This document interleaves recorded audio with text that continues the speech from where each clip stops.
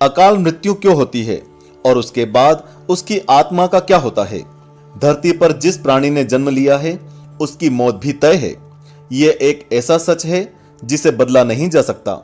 हम सभी जानते हैं कि पृथ्वी लोक में प्राणियों की संख्या इतनी है कि हर दिन किसी न किसी की मृत्यु होती रहती है। जाहिर सी बात है कि हर मनुष्य को मोक्ष प्राप्त नहीं होता।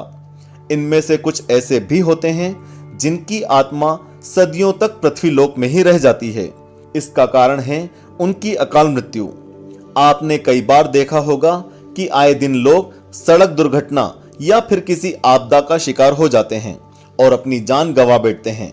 ऐसी मौतों को धर्मशास्त्रों में अकाल मृत्यु कहा गया है। अकाल मृत्यु वह स्थिति है जब शरीर तो नष्ट हो जाता है लेकिन आत्मा संसार में ही बंधी रह जाती है। लेकिन सवाल ये उठता है कि आखिर ऐसा क्यों होता है? अकाल मृत्यु के पीछे क्या कारण होता है और उसके बाद आत्मा का क्या होता है?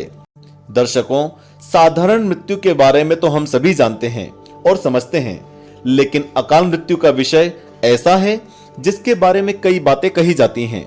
गरुड़ पुराण के सिंहावलोकन अध्याय में लिखा गया है कि अगर कोई प्राणी भूख से तड़पकर मर जाता है या किसी हिंसक जानवर द्वारा उसकी मृत्यु हो जाती है या फिर जहरीला पदार्थ सेवन करने से या फिर पानी में डूबने से अगर किसी मनुष्य की मौत हो जाती है तो ऐसे मनुष्य को अकाल मृत्यु की श्रेणी में रखा जाता है। दोस्तों, अकाल मृत्यु किसी भी कारण से हो सकती है, फिर चाहे वह किसी रोग के कारण हो या दुर्घटना के कारण। ऐसे में मनुष्य अक्सर यही सोचता है कि काश ये उनके साथ नहीं हुआ होता तो शायद उनकी मृत्यु नहीं होती।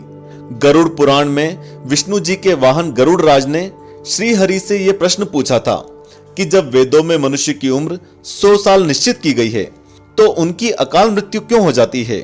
इस सवाल के उत्तर में श्री हरि तर्क देते हैं कि यह सच है कि वेदों में मनुष्य की उम्र 100 साल निर्धारित की गई है, परंतु इसमें दुष्कर्म को नहीं मिलाया गया है।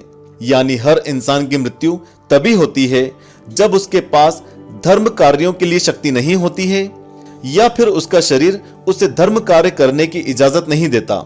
इसके अलावा जब कोई इंसान अपनी इच्छा से धर्म कार्यों को त्याग देता है तो पृथ्वी पर उसके जीवन की अवधि कम होती जाती है। देखा जाए तो हर इंसान का कर्म उसका धर्म होता है। ऐसे में इंसान की मृत्यु तब होती है जब उसके पास अपने इन कर्मों को निभाने की शक्ति या इच्छा नहीं होती। इंसान की उम्र भले ही 100 साल हो, लेकिन अपने कर्मों के जरिए वह अपनी उम्र को खुद ही नष्ट करता चला जाता है। वेदों का ज्ञान न होने से मनुष्य जान ही नहीं पाता कि वह कब कुकर्म करता जाता है। अब बात आती है कि अकाल मृत्यु के बाद आत्मा का क्या होता है। गरुड़ पुराण में आगे विष्णु जी ये भी कहते हैं कि मनुष्य के जीवन के 7 चक्र निश्चित हैं। ऐसे में अकाल मृत्यु को प्राप्त होने वाले जो मनुष्य इस चक्र को पूरा नहीं कर पाते उसे मृत्यु के बाद भी कई प्रकार के कष्ट भोगने पड़ते हैं। दरअसल अचानक ही मृत्यु होने की वजह से मनुष्य की इच्छा, कामना और तृष्णा बनी रहती है जो कभी पूरी नहीं हो पाती। ऐसे में शरीर तो नष्ट हो जाता है लेकिन आत्मा का मोह नहीं छूटता। इस स्थिति में अकाल मृत्यु वाली आत्माएं अपने परिजनों या जीवित लोगों को कष्ट पहुंचाती है और अपनी मनोकामनाएं पूरी करने का भी प्रयास करती है। गरुड़ पुराण में बताया गया है कि प्राकृतिक मौत से मरने वाले मनुष्य को 3, 10, 13 या 40 दिन में दूसरा शरीर प्राप्त हो जाता है, जबकि अकाल मृत्यु से मृत व्यक्ति भूत, प्रेत, पिशाच, कुष्मांडा, ब्रह्म राक्षस, बेताल और क्षेत्रपाल योनि में भटकता रहता है। उनकी आत्मा को आसानी से शांति नहीं मिलती। आपको बता दें कि अकाल मृत्यु में आत्महत्या को सबसे निचले दर्जे पर रखा जाता है।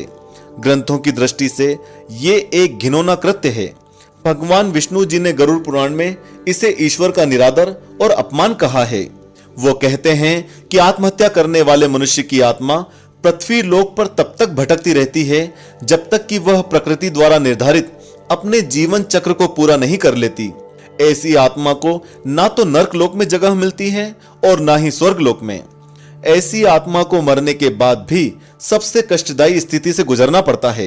ये आत्माएं अपनी तमाम इच्छाओं की पूर्ति के लिए अंधकार में तब तक भटकती रहती हैं जब तक कि उनका जीवन चक्र पूरा नहीं हो जाता। खैर, आत्महत्या करने वाली आत्माओं के कष्ट को तो नहीं कम किया जा सकता, लेकिन गरुड़ पुराण में अकाल मृत्यु को प्राप्त मनुष्य की आत्मा की शांति के कई मार्ग बताए गए हैं। भगवान विष्णु बताते हैं कि ऐसे मनुष्य के परिजनों को नदी या तालाब में तर्पण करना चाहिए। साथ ही मृत आत्मा की इच्छा की पूर्ति के लिए पिंडदान और दान पुण्य जैसे सत्कर्म करने चाहिए, ताकि उनकी आत्मा को जल्द ही मुक्ति मिल सके। ये सत्कर्म कम से कम 3 से 4 वर्षों तक करना चाहिए, तब जाकर कहीं अकाल मृत आत्मा को मुक्ति मिल पाती है और उनके नए जीवन की शुरुआत होती है। तो दोस्तों, आज का ये विषय यहीं पर समाप्त होता है।